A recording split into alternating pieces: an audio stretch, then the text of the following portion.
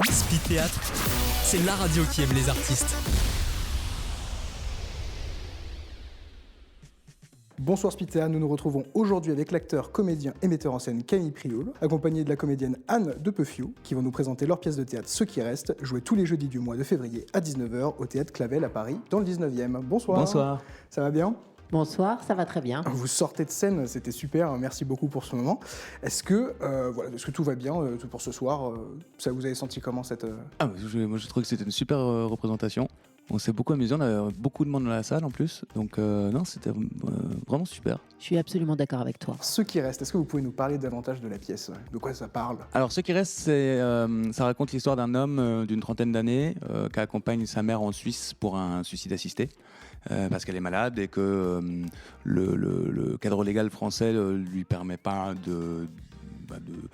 d'en finir à ses termes, et donc elle décide donc de faire ce voyage en Suisse accompagnée de son fils, et c'est mis en parallèle avec une rencontre amoureuse que lui fait. Les deux histoires se répondent discrètement, on passe de l'une à l'autre, les temporalités se suivent, mais les deux histoires sont vraiment différenciées, même si y a des petits clins d'œil à l'une à l'autre de chaque côté, quoi. D'accord, alors la mort laisse un sujet encore tabou, encore plus quand elle est assistée. On est en France, c'est toujours pas accepté. Justement, on a besoin d'aller en Suisse, comme les personnages de la pièce. Pourquoi avoir voulu aborder ce sujet qui est assez lourd comme de sens et de symbolique ? C'est venu un peu tout seul. Enfin, au départ, moi, je voulais travailler sur qu'est-ce qui se passe quand on n'est plus l'enfant de personne, quand on a perdu nos deux parents.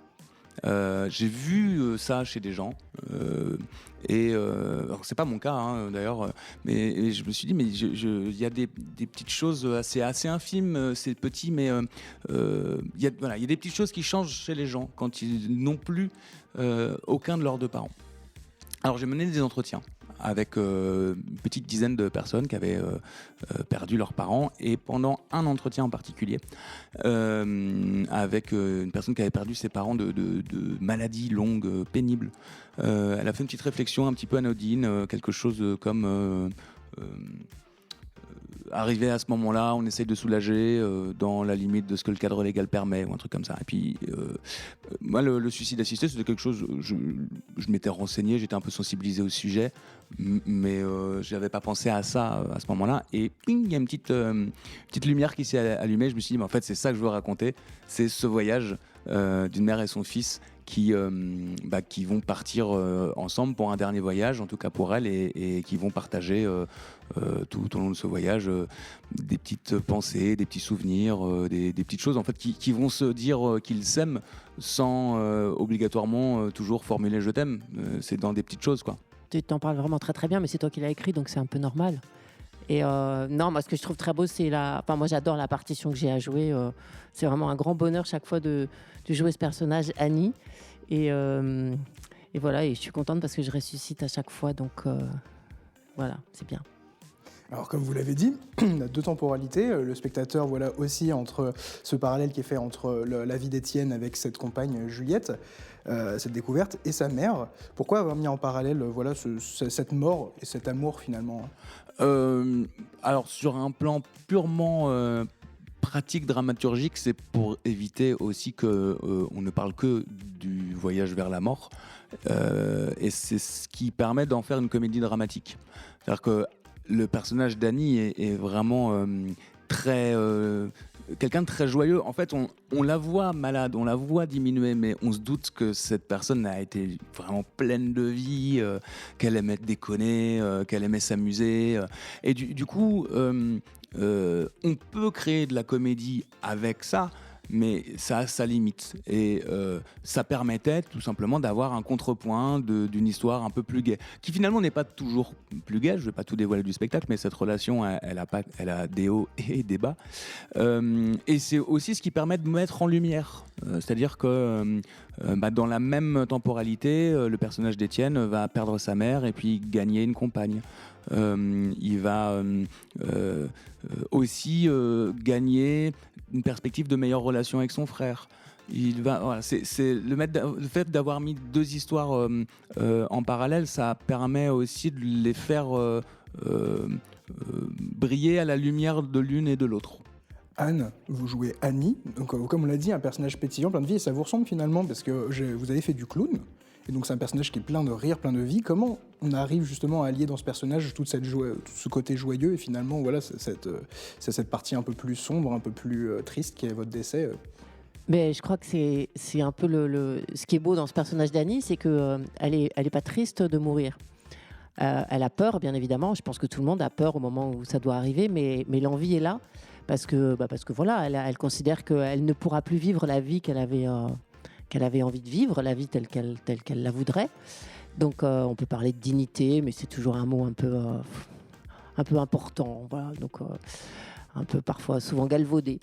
Donc c'est ça, moi c'est ça que je trouve magnifique dans ce personnage, c'est qu'effectivement elle a cette espièglerie, cet humour qu'elle garde jusqu'au bout, et voilà, évidemment elle a peur, mais elle est dans l'amour de ses enfants, dans l'amour de la vie, et c'est parce qu'elle aime tellement cette vie qu'elle veut la quitter, parce que justement c'est plus la vie qu'elle a envie de vivre. Voilà. Il y a un élément qui revient, qui pop et qui fait un peu ce lien entre ces deux temporalités, celle de la relation entre Étienne et Juliette et celui avec sa mère, c'est la danse sur la musique. Pourquoi avoir mis cet élément-là ? Qu'est-ce que permet vraiment la danse dans cette pièce ? En fait, il y a plein de choses, il y a plein de petits bouts de moi dans ce spectacle, et celui-là, en fait, il en fait partie. C'est que je suis pas quelqu'un qui danse. Je suis quelqu'un qui suis très soumis au regard des autres quand je danse, et donc j'ai toujours un peu de mal à me lâcher. Alors ça va mieux maintenant depuis quelques années, mais ça m'a toujours fasciné les gens qui sont à l'aise à la danse. Et ça m'a toujours aussi fasciné à quel point les époques où, alors, parce que là on parle notamment des années 70, les guinguettes, ces époques où la danse était carrément un moyen de communication et un vecteur social. Ce qui est plus obligatoirement autant le cas aujourd'hui, en tout cas plus de la même manière. Par exemple, les danses en couple aujourd'hui se font plus en boîte, par exemple, alors que sur ces années-là, c'était le cas. Les guinguettes, c'était les boîtes de l'époque. Donc voilà, c'est la danse. Moi, ça me fascine. C'est un moyen de communication que je maîtrise pas, et je trouve qu'il est très fort. Il est très fort. D'ailleurs, on a effectivement un ou deux moments de danse dans le spectacle, et où c'est des retours qu'on a du public selon lesquels ça les a marqués fort. Est-ce qu'on peut vous retrouver sur des réseaux sociaux, sur le spectacle, ou juste vous personnellement ? Alors la compagnie a effectivement un compte sur Instagram qui est la compagnie Plop, donc PLOP. Le spectacle a une page Facebook qui s'appelle Ce qui reste le spectacle. Anne de Peuffiou a un compte Instagram et Facebook au nom de Anne de Peuffiou. Voilà. Moi aussi, Camille Prioul. Voilà, donc effectivement, vous pouvez nous retrouver sur ces réseaux.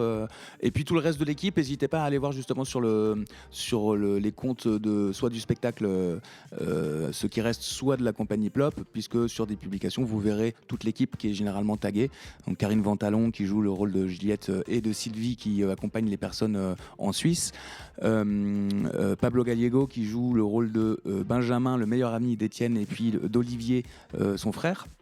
Et Tatiana Djordjevic qui, elle, joue Emilia, la meilleure amie de Juliette et la sœur d'Étienne.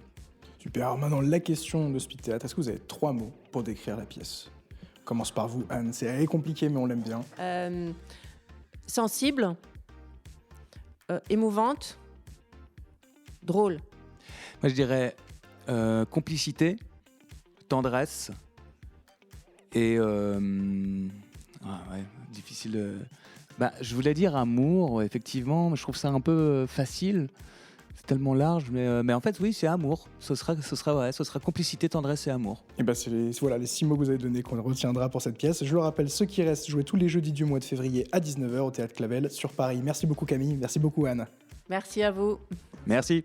Speed Théâtre, c'est la radio qui aime les artistes.